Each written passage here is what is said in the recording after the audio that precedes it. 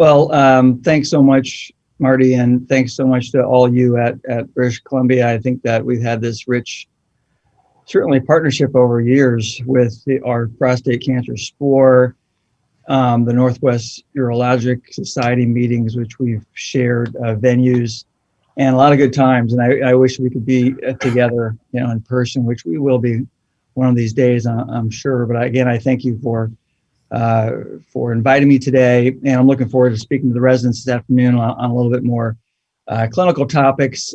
This is more of a research talk, and I was tasked to give some insights and a little perspective on what I've done, certainly, but also maybe give some insights on how to build a program and give a little personal story about the Canary Past.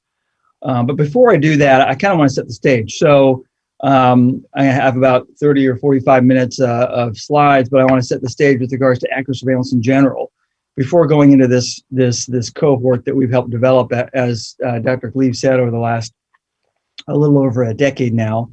But certainly setting the stage of prostate cancer and surveillance in general. These are some disclosures. So again, this is mostly for the house staff and the residents and trainees, but this is Will Whitmore, who is many consider to be the godfather of urologic oncology. And he posed some questions that were decades ago that I still think resonate even today. And because I think that some of them we're still tackling with these, what people call the central questions of Whitmore. And the first one is cure necessary for those in whom it's possible? In other words, we can cure these men. They have low risk prostate cancer. We can cure them, but is it necessary? Is it necessary for us to go to all that extent and cure these men when it might never bother them ever in their lifetime? And then the corollary question, of course, is cure possible in those whose is necessary? So we know we need to cure those men with high risk prostate cancer, but is that even possible? And that I'll talk about this afternoon with the residents. And I know that Dr. Weve and others have embarked on a major trial looking at that specific subgroup. In other words, we need to cure those men, but it is even possible to do that. So I think these questions are still relevant today. And for the sakes of this morning, I'm going to tackle the first one. Like, do we need to cure these men who we know we can do it with prostatectomy, radiation, or whatnot? We can cure them, but is it really necessary to do that? And I think that by the end of this talk, you might feel that there is a subset there that we do need to cure. And it's just our job to find out which ones those are. I'm, again, kind of setting some stage here. This was actually an article published in JAMA several years ago, almost over 10 years ago now. The first author was a breast cancer physician and researcher at UCSF. And the second author was Ian Thompson. And of course, we all know Ian Thompson in urologic oncology. And they posed this article about the heterogeneous natural history of both breast and prostate cancer, showing that, again, on this axis over here is cancer progression from really microscopic to metastatic, and here by time. And the little X is where cancer would be detected. And I inserted, of course, some animals on there because I think that's the well-worn analogy of the snails that you never really find. They're just latent autopsy cancer. The turtles that you might find, but they're destined never over time to leave the organ and never destined to cause metastasis. And then there are these other species here that you might capture, and hopefully you capture them before they spread, or even birds that you might not be able to capture. They're already micrometastatic, and how can we treat those? And again, we pose this because we know in prostate cancer that not all prostate cancer is created equally. And I think a full 50%-ish are diagnosed here in the turtle stage with low-risk prostate cancer that's certainly destined not to harm a man given time. But now we have to find out which ones those are. And so stepping back to 10 years or more ago, we started this strategy of active surveillance, which we all know very well. And the entire point of that was to avoid overtreatment. So to avoid the overtreatment of clinically indolent disease, reduce the morbidity and side effects of radical therapies, of course. And our goals were to increase the acceptability of surveillance and start doing it more. I use the word past here because I do think it's the past. We've come a long way, and I'll present a couple bits of data. These are 5 years old already, and showing that these are men with low-risk prostate cancer. And of all men with low-risk prostate cancer, you see over time here that over the 10 years or so, the little round dot there is active surveillance, and you can see it upticked all the way to 40% by the year 2010, 2013. Now it's probably over 50%, but not much more if one looks at contemporary trends. The Michigan group looked at this across multiple practices across the state of Michigan. And again, the overall rate was about 50% at the time of this publication, which when I talked to them recently hasn't budged that much more. There are still some practices who, of the men who are eligible for active surveillance, only put in about 30%. And then there are others that are up at the 80 or 90%. Again, I think we can move that direction. If you look at the guidelines would say that clinicians should recommend active surveillance as the best available care option for those very low risk patients. And there's a difference between very low risk and low risk. And in low risk, it's the preferable care option. So there's no doubt that the guidelines have weighed in and said that that is the way that we are expected to treat patients. The NCCN has similarly put in their guidelines, and this just happened about 3 or 4 years ago, finally putting in the word preferred there. So of men with low risk prostate cancer, the actual recommendation, the preferred recommendation is active surveillance, which gets me to, is there really any level 1 data? And I think many of us are very familiar with the Protectee Trial. Freddie Hamdy has really been the lead of this. This is now an article that's 5 years old, and we've kind of all been waiting. I don't know whether Marty has talked to Freddie recently. I haven't, but I'm sure that we'll have some more results from this, because this is just the 10-year results, where they took men and they randomized them to monitoring, which isn't not quite active surveillance, or radiation or surgery, in equal groups. And there was about 500 in each group.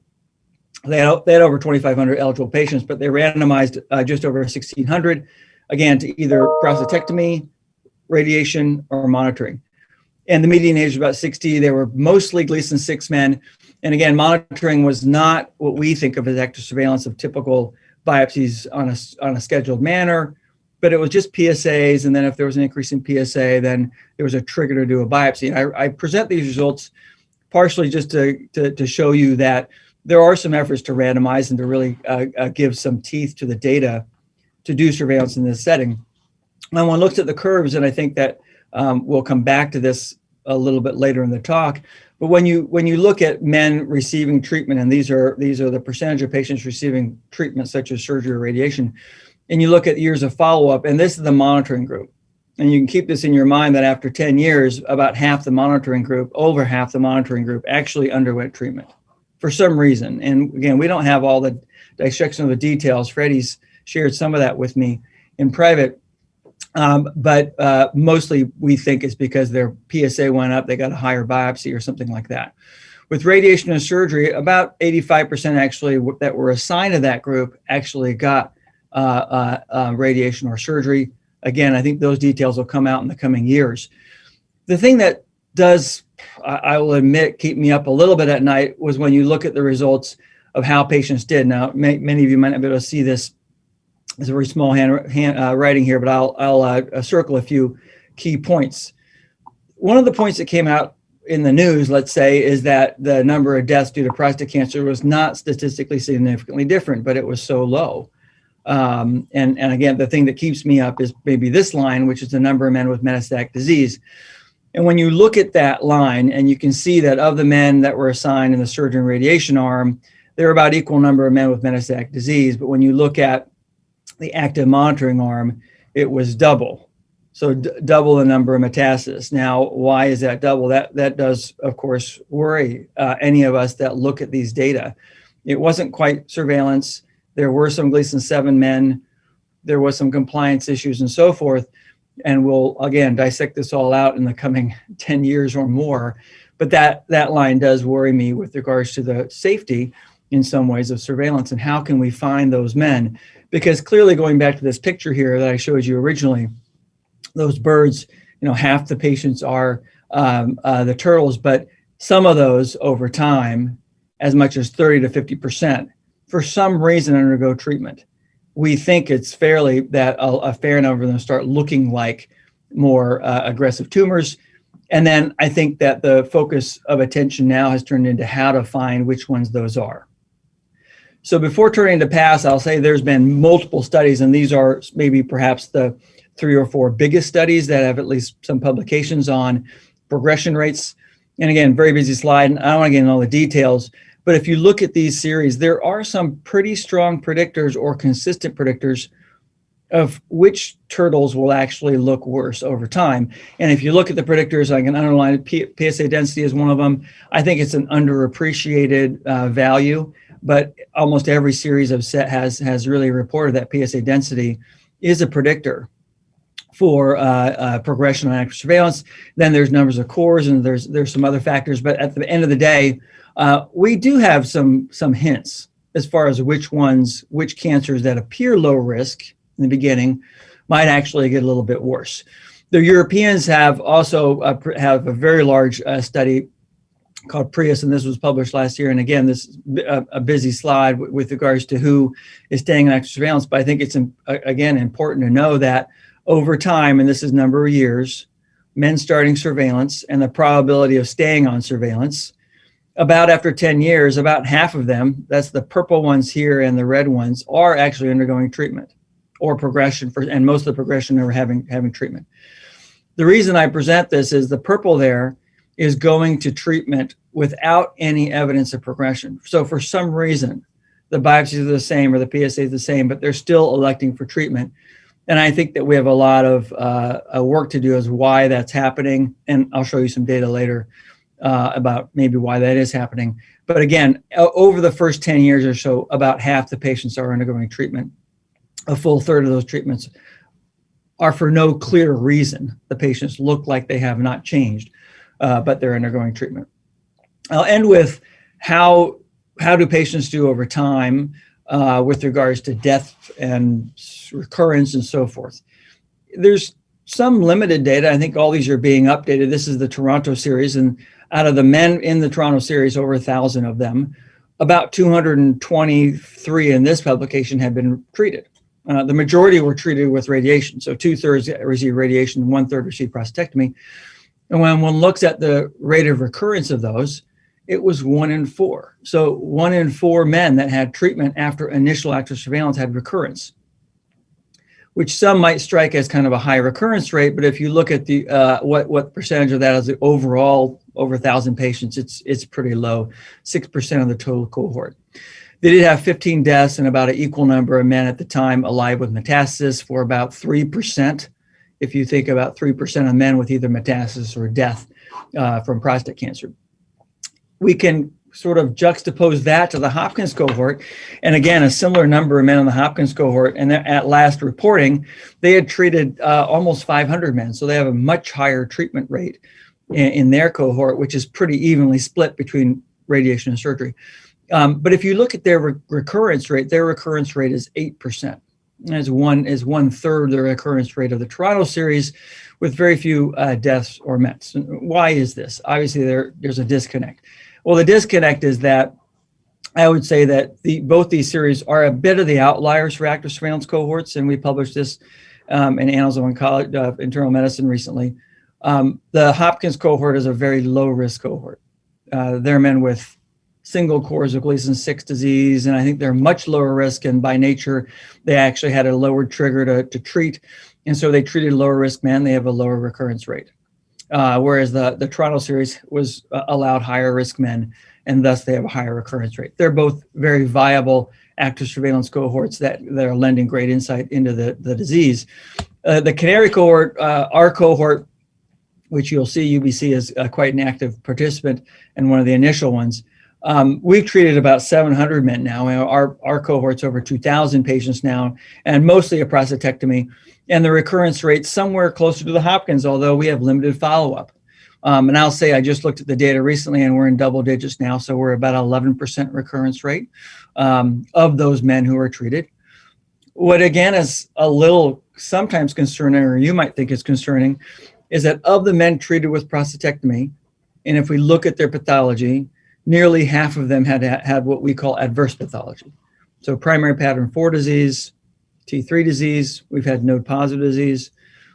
And again, is that an acceptable proportion of men who undergo surveillance, then surgery, and then have adverse pathology?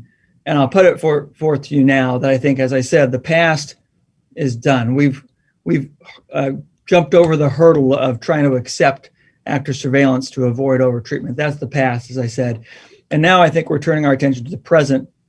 And the present is to try to identify those with virulent disease amongst this background of the turtles, to find those within that background of slow disease and to avoid undertreatment. So I'll put forth that as a hypothesis, and then I want to turn my attention for the last part here to talk to you about the past cohort. And I'll tell you a little story about the development of that and how that started. And again, I think UBC has been a central figure in that. And this goes back now, it's actually 2007, so it's been 13 years when this man, Don Listwin, he started a foundation called the Canary Foundation. Even before that, the Canary Foundation was based on early detection. So Don Listwin, the founder, lost his mother to ovarian cancer, and it was a bit, as much of ovarian cancer is, a bit of a misdiagnosis or late diagnosis. And so he started a foundation. He was in the single digits into Cisco systems, so he was done with his financial career and devoted a lot of money, millions of dollars, to developing a foundation for early detection, primarily in ovarian cancer. Then he went to pancreatic. And then he came to us, and the then president of the Fred Hutch Cancer Center and Nobel laureate Lee Hartwell with a proposal for early detection of prostate cancer. And then Lee came to Pete Nelson. I have a picture here of Pete Nelson circa 2007. He doesn't look like that now, and I don't look like this now then either. But he came to us and said, we have this seed money, let's do something with it. Find some markers for early detection of prostate cancer. And at the time, I looked at Pete and I said, we can detect prostate cancer real well. In fact, we can probably detect it too well. And we don't need PSA does pretty well, in other words. We need to find something that detects the virulent prostate cancer and aggressive prostate cancer. And so we decided to partner with the EDRN at the NCI, form a coordinating center at the Fred Hutch. And then we initially met to design a study for a 500-patient small study in active surveillance. And we all flew down to Stanford, where Don Listwin lived. And in the room there was a lot of people in the room. I think Marty might have been there. And we designed a study, and we took off. And within a few short months, we enrolled our first patient, and we took off. And this was Canary Past 2007. You can see it was primarily, the rule was by the benefactor that it had to be a West Coast effort. And we roped in Ian Thompson from San Antonio, and we said, okay, we'll be a West Coast effort. The reason was so we could quite nimbly meet past specimens and be basically in the same time zone, so we could actually collaborate on a more real-time basis.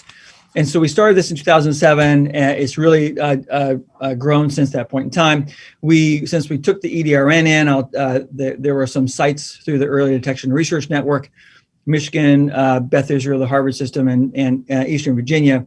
They got brought in. Marty Sanda then relocated to Emory.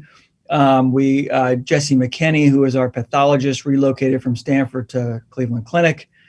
And we basically just spread out now and now have 10 sites that are involved in this study since the year 2017. And now here we are presently. We have about 2,100 patients. We're the largest AS study in North America with an associated biorepository. And the whole goal of this was to find biomarkers of aggressive prostate cancer. So it gives you a little bit of background of our collaborative that's, again, been in place now for 13 years. And so what is the past protocol? And again, don't have to run through this whole slide, but I think it's instructive for those that don't know what we've done is to show the actual protocol itself. It's very within standard of care. I can just say that there's nothing experimental necessary or therapeutic or investigational with regards to agents. We haven't done that yet. But men who choose active surveillance come in the study. They're followed by the standard of care serial biopsies. Of course, if they get reclassified, they're recommended for primary treatment. Many of them decide not to. We collect various endpoints and data along the way, which I'll show you. And the most important thing is we really have long-term follow-up. And that's been a real big central mission to our group is to understand what happens to these men over time. As I said, we are a biomarker group. We have huge numbers of specimens, so every visit they get serum, plasma, urine samples. Anytime they have a biopsy, we collect extra tissue. Anytime patients have a prostatectomy, we capture their tissue as well into a biorepository that's centrally located. And we're filling up freezers at an alarming rate here at the Fred Hutchin, getting me in a fair amount of trouble sometimes. The past data that we collect are listed on this slide. And again, I won't run through all these elements, but there are many elements that we collect, certainly demographics and all the clinical data. There are some in our group that are interested in issues that surround quality of life, which I don't think I have on this slide deck, although we have some interesting new data in health-related quality of life. And even we're collecting physical activity and other things for some of the investigators that are interested in their specific niche areas. Again, the most important, I think, is the bottom here, which is long-term follow-up with regards to how well they're doing, and I'll present some of that: metastasis, death, recurrence, and so forth. We do, and again, interest the group at UBC quite a bit, and I'll show you why, is we are centrally collecting the biopsy slides. So we collect the slides, we scan them in, digitally scan them in, load them up into a platform, and then we have central review. Of course, it's impossible to review every single slide, and we're working on it. But we have a primary reviewer in Jesse McKinney at the Cleveland Clinic. We have secondary reviewers, all scanned into a master warehouse. So all these images are available for the scientific community. And again, I'll mention one thing, how we're using that recently. The workflow has been designed, and we designed this over 10 years ago, again, to be a very nimble workflow, so we can have specimens that all flow into our central coordinating center here at in Seattle. Of course, there's central path review, I just said. And then there's projects from both external and within our consortium. So there are intramural investigators, certainly, but we've now received multiple requests from outside. We have a SRC, which I think I have on this slide. Yeah, we have a scientific review committee that reviews this, and then of course a past executive and many at your site in Vancouver have served on these committees to perform gatekeeping with regards to our biospecimen repository. That gives you a little idea of the background and kind of infrastructure of PASS. And now I want to turn my attention to what we've learned and where we're going, and give you an idea of who's in PASS first. It's a typical active surveillance cohort. I don't think we need to run through all the details. This was as of a data lock from a year ago, and we just have a new data lock that's happening tomorrow. We do one every beginning of April. And again, typical active surveillance cohort. I will say it's rather Caucasian dominant, such as most of them. We're working on that. We have one more site coming on, hopefully soon. That's going to be primarily African American. The only other thing I can mention is that it is, again, largely grade group 1. So it's only 9% that when they come in have grade group 2 or higher.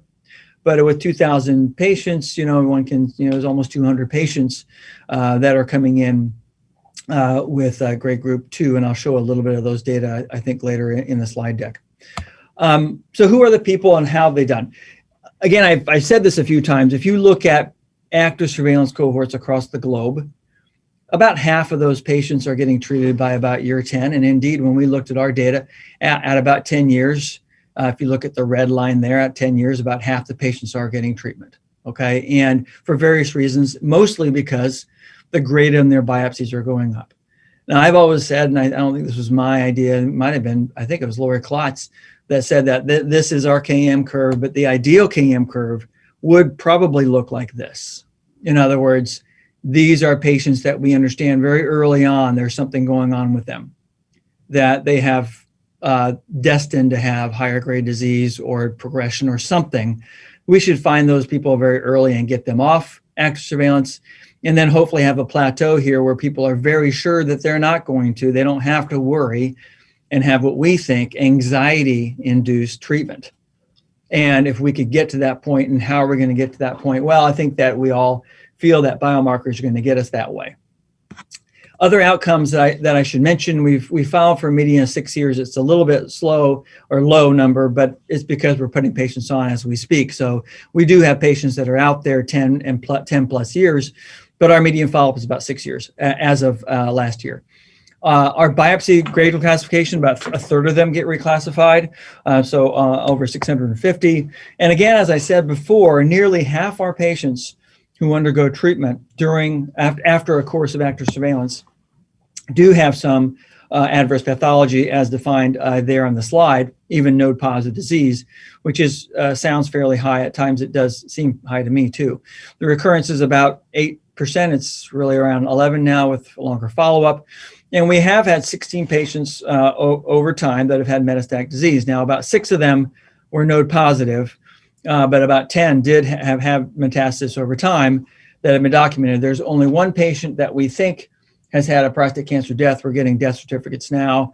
We do have an endpoints committee that adjudicates all these endpoints. We've had a lot of deaths from other causes, 53, but we're now looking through death certificates to understand really cause of death on many of these patients. I will pause now and give you somewhat of an anecdote, but I think that of those 10 patients that have metastasis, every one of them started with Gleason 6 disease. So it wasn't Gleason, just the Gleason 7s. This is just an example of one of them. This was a patient that came in very early in the study in 2008 at age 64, had low volume Gleason 6 disease in one core. Again, one core is 6 a year later, 2 years later on the protocol. So it's year 1 at year 2, and then basically every other year. Had what we would consider maybe a little early biopsy, probably because this PSA bumped up to 5.9. And 2 years later had Gleason 4 or 5 disease with a PSA over 10. This patient went on to get a prostatectomy, had Gleason 9 disease. It never really had an undetectable PSA, received salvage radiation, rising PSA, and multiple nodal mets. There are multiple examples like this. It's considered an outlier. I agree. I'm not one to dwell on anecdotes, although the question is, could we have spared this patient if we had done some sort of intervention here, if we had known in some way that this patient had a destined to have worse disease, either molecularly, genomically, to understand that. And that's really been the focus. And I'll end now with several examples of what we're going. Again, for the sakes of this morning, I think I want to give an idea of what we've done over time. And again, we met here, as I said, in 2007. And over time, we've had multiple collaborative efforts, mostly with our industry partners initially.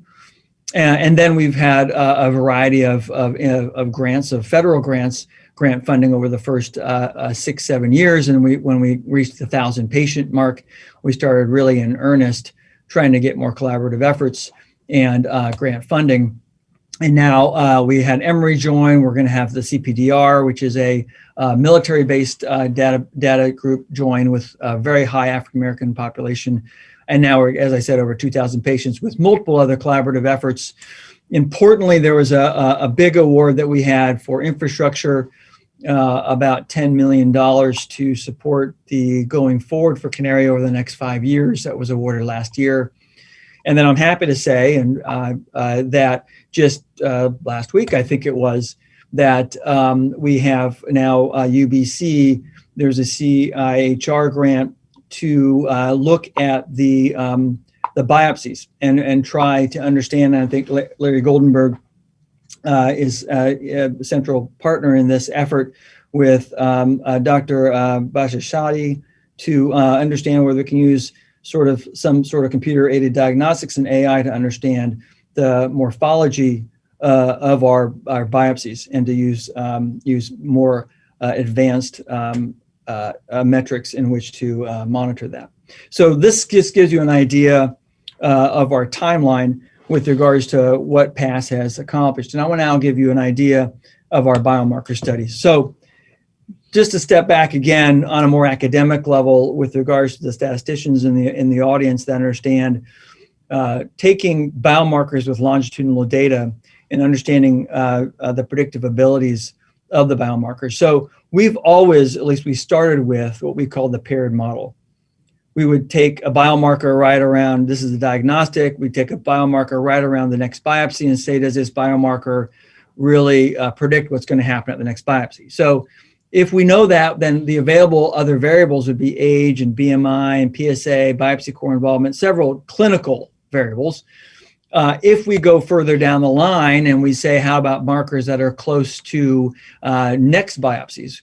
And I think that really is how we've looked at biomarkers that are paired to another biopsy, although we've also realized that there's a wealth of clinical data that's involved. We learn more about the patients during this time. We learn things like additional clinical variables such as previous biopsy results, what's happening to their PSA. And I think that this has, in some ways, in my mind, complicated the models. It's made the models more difficult. Although I think that that's really what we have to rely on is other things that we already know about the patient that are free. It's not like a commercial marker. We've actually also gone to what we call the more baseline model. And a baseline model might be, what do we know if we have a marker here? What's going to happen in the next 3 years, regardless of all the clinical data? Just take all the clinical data we know here. Don't worry about all the things that we're going to learn here. Can we predict what's going to happen in this next 3 years? Because we know there's undersampling in here, and it simplifies the model. And now I think we have a more clinically relevant model. And I want to show you some examples of that. So we've looked at multiple biomarkers in past, and this is just a list of some of them, both in the blood component, urine, as well as tissue. And I want to quickly run through, for sakes of time, just some of the examples, and then look to the future directions. So this was one of our first studies with a 4-kallikrein, so-called 4K score that's commercially available for the diagnosis of prostate cancer. We asked the question, can we use that in active surveillance? We partnered with OPCO. We published this a few years ago. In the bottom line of the study, and I'll show you, we took all the candidate predictors, and again, won't run through all of them, but these are all the things that we already know about the patient, what their race is and how many biopsies and so forth. And we plugged it into a model, and what came out at the very end, just kind of cutting to the chase, if one looks at how you fit a biomarker within other clinical variables, clearly, if you look on the left here, PSA still is significant with regards to prediction. 4K was too. I mean, it was modest. The odds ratio is 1.5. And there might have been ones that were a little bit more telling, such as Cohort ratio or number of negative biopsies, which we'll get into later. And when you look at the DCA analysis, and again, the higher the line, the better the model. And the blue line is 4K, and the red line is PSA, which we've had for years. So the blue line beat the red line for that first biopsy after the initial diagnosis, okay? But for subsequent biopsies, it basically was superimposed. And by and large, I think this was a negative study of 4K. Maybe it might have helped in the initial setting, but after that did not seem to help. We looked at PCA3, we looked at the fusion protein, and again, I won't go through all the data, but the lines are kind of overlapping here. You don't see really that much difference. And again, I think this was considered a negative study for that marker. The most recent, this was recently published in JCO, and this took the genomic prostate, the GPS score, the Oncotype prostate score. And again, when you look at the Oncotype prostate score, and I presented this in other forums, it was a low number of patients, and the primary endpoint was adverse pathology. Just if a patient underwent a surgery, did they have adverse pathology? And when you look at the GPS score, it did look like it was significant. But if you just add one more variable to the model, instead of just controlling for Gleason grade, now if you control for PSA density, it started falling out. And if you add more variables, then the biomarker fell out even more. When you look at predictiveness curves, and these are curves that just show us the benefit and which model is the best. The further away from this middle line, the better the model. And I'll just point out the two probably relevant ones. The dotted red one is just using clinical data, and the green one is the addition of this commercial biomarker. And you can see that there's not that much difference, although I'll be quick to point out that as the patient population goes up in risk, so these are higher risk individuals, the green line does separate much more from the red line. And I do think that this biomarker probably does work in men who are at higher risk. So maybe the Gleason grade group 2s or the high volume grade group 1s. I do think this biomarker probably does work. What about maybe the more relevant endpoint, active surveillance, of just upgrading just to predict someone to have an upgrading event. And if you look at GPS, it clearly was not at all, there was no relationship to grade progression on surveillance, which I think is probably the primary trigger. What about MRI? What have we learned about MRI? And I know that there are many centers that are very high MRI utilizers, and UBC does have a pretty high use of MRI in general. MRI, there are some issues. I think I'll start by saying that interobserver variability is a major one. I think that there are many centers trying to tackle this issue. If you look at inactive surveillance at tertiary care centers, and if you look at the kappa or the concordance between experienced readers, you can see it yourself. It's not that great. If it's inexperienced reader, it's even worse. Even for the diagnosis of cancer, and this is at the NCI, you know, the mecca for the MRI. If you look at concordance rates between, these are high utilizers, and this is high versus the medium utilizers. If you look at the concordance rates, even for the detection of any lesion at all, or PIRAS scoring, it's concerning sometimes. I think we'll get over this. I think there's going to be computer-aided diagnostics. I think we'll get over the interobserver issues. MRI still has some limited sensitivity, even at premier MRI centers.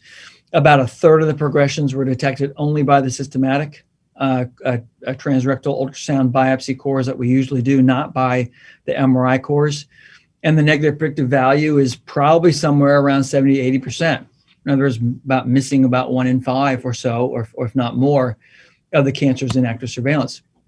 Again, I know that your group here, and this is a study that was published in Urology a few years ago, looked at MRI to detect significant cancer. It was a modest-sized study, but it did show an interesting result, which I'm putting up here. I think it's very relevant, which is if one looks at the predictors for active surveillance termination, and I think termination was largely for progression, and those data were in this paper. One looks at it, the only really relevant one was if they had a PIRAS 4 or 5 lesion, okay? And I think that's relevant to the past data as well, and I want to show you that now. But before I do, there was one randomized clinical trial, which again, many of you in Canada are very well aware of, that Lori Klotz ran. Again, almost 300 patients. They were randomized to MRI with targeted biopsies versus systematic biopsies alone. And just cutting to the chase, it was published about a year ago, there was really no difference in upgrading between the two groups. They found unique grade group 2s in both. And it was generally termed a negative trial, although there were significant differences by site. And there was a follow-up paper to this that was published in European Urology that really showed that over time, it did look like the group in the MRI had more detection of higher grade disease. So I think it remains to be seen. I'd love to start a Canary randomized clinical trial of MRI in active surveillance, which we're really starting to banter around doing that idea. What about in the Canary group? And this was just published last year in Journal of Urology. Mike List was the first author. And again, this is the entire Canary collaborative. I won't run through this whole slide, but again, I think that the bottom line is when you look at the negative predictive value, it's about 80%. In other words, those that had low PIRAS scores of 1s and 2s or 3s, there was still a fair number of grade group 2s, and even 3 in grade group 4 that were missed by the MRI. Similar to the UBC data that you published from your group, if one looks at a model of how this really works with the other clinical variables, and again, this is the base model. So these are variables that predict upgrading. The big ones are like prostate size, PSA, number of biopsies, and so forth.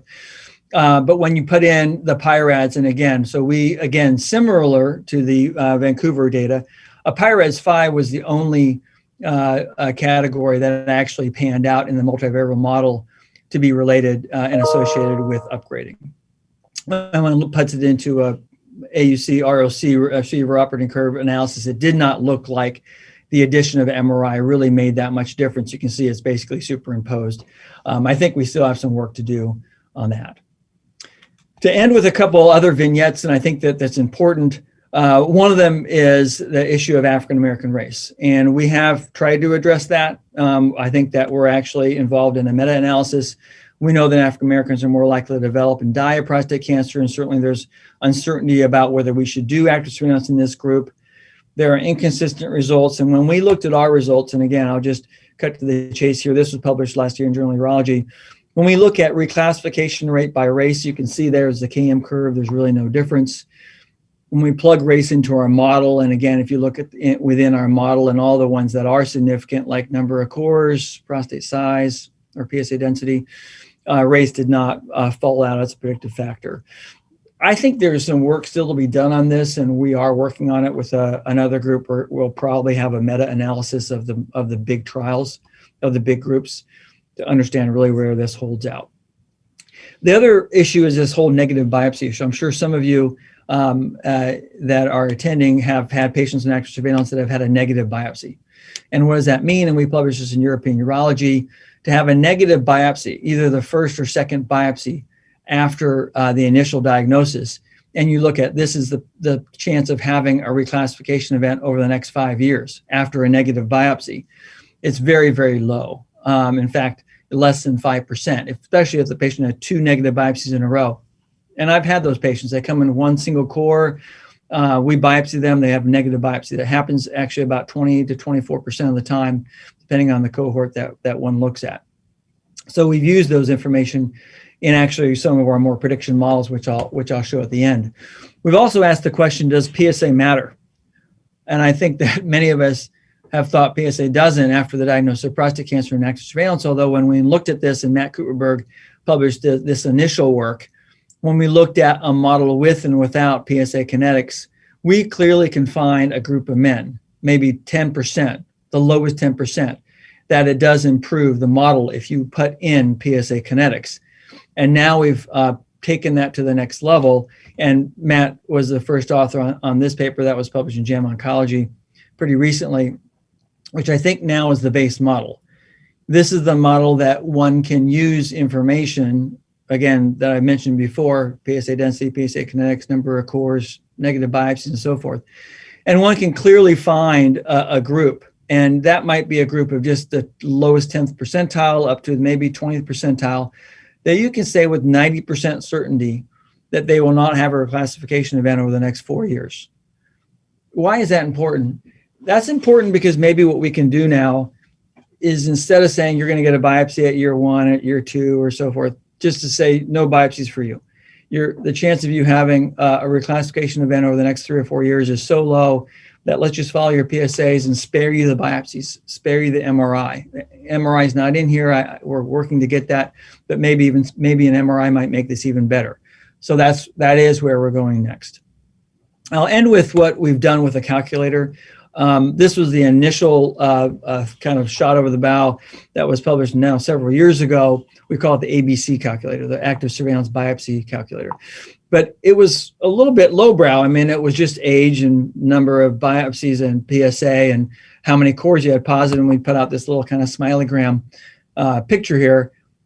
We've taken that now to the next level, and now we've created a risk calculator that provides a little more clinical context, a little more clinical consequences. We actually have now a patient-centered a result tab, and I'll show you an example of it. So now we have in our calculator all the variables, and this is just a partial screenshot to even include BMI, because that is a predictor, but prostate volume, of course, number of cores, negative biopsies, and you plug this all into an algorithm, and it will spit out the chances of a patient having a reclassification event at the next biopsy, as well as confidence intervals, which I think can be important to some, as well as a ranking amongst patients that are similar to that, as well as a patient-centered report, which you can give the patient and tell them what that means amongst where their risk is. And we're working on this still, and John Gore at our site and Chris Filson at the Emory site are trying to roll this out and with patient groups and trying to get some feedback on how to work it. This little QR code here will, if you just take a picture of that, will shoot you right to our website with all of our calculators. So where's the future, and what are we doing to end and to go through the rest of the next few years, we think? I think that our group and yours, of course, at UBC are quite involved in the molecular aspects of prostate cancer. And this is just a paper, an example. This is from Matt Kuperberg from the UCSF series, but they used the Decipher platform and looked at just low-risk men and looked at the clinical landscape, the genomic landscape, showing that there's clear clusters of risk based on some of the gene families. And we're now working with this company, and we're just about hopefully to launch a large study of the entire Canary cohort on that platform, also with what they call the grid, which many of you know will give us a wealth of other data besides the Decipher signature itself. A wealth of other studies that again, I think this is my last slide, that are ongoing, not only in the germline, where we're working with Bell-Catalonispor. I had an RO1 with then when Mark Rubin was at Cornell, but we're working on tumor sequencing and profiling of the actual tumors themselves. John Gore, as I said, is looking at health-related quality of life. I realize I don't have that on the deck, but we actually have found some interesting results with how quality of life drives treatment, regardless of progression. We are looking for a partner to do some cost-effectiveness research, and I don't know if anyone there is interested in that, but it'd really be nice to have someone really model the costs within the Canary cohort, but I think it's a good reflection of what's happening in the community. Chris Filson is going on and now understanding how to do what they call D&I research, which I'm not familiar with, but it's dissemination and implementation of risk tools, and going to write a pretty large grant based on that. And then there's a whole group within our center that are very interested in lifestyle and diet, physical activity, and so forth. And Jeanette Schenk is really leading all those efforts in understanding that domain of active surveillance. This is just a screenshot of one of our last meetings, and I really want to give a shout out to, of course, Don Listwin, who has initially invested millions into this, and then Lisa Newcomb, who's sitting next to me here, who is really the mastermind. She's a PhD scientist, but has now been our deputy director of Past for years and years now, actually almost since the inception. And has been a really great partner.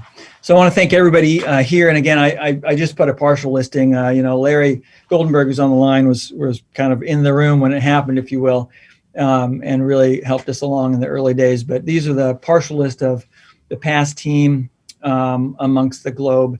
And thank you so much for your attention, and happy to take some questions.